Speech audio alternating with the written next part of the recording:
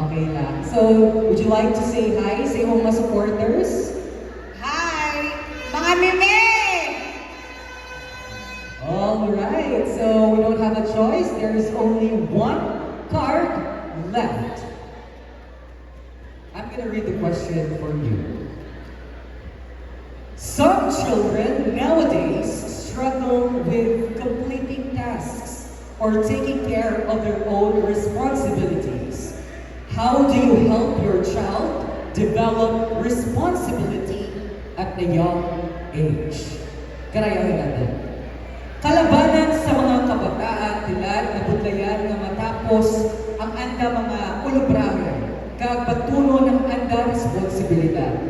Bilang ginikanan, paano mo ginabuligan ang imong bata sa lamharot niya nga edad nga pagabatunon ang responsibilidad sa panimalay sa eskwelahan kag sa syudad. Good evening, everyone. Ang mahambal ko lang is, ipaintindi mo sa bata mo, once nga gusto na ang isa ka bagay, malabuot na gidra. Ako sa bata ko, ginahambal ko gid. Kung gusto mo mag-intra sa dance sport, mauli ikaw sa balay, wara ako timamatian nga reklamo, kay gusto mo ria. So, ginapaintindi ko ka na, pag gusto mo ang isang kabagay, kinanglan, persiguhan mo, kayanin mo. That's why nga dyaman kita nga mga nanay, kay para magbulig sa ila.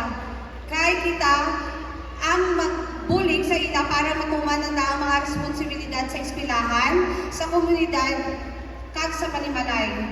Amura gani, karigsa kita para mag-guide ka nanda. Because mother is a hero without a cape. Thank you.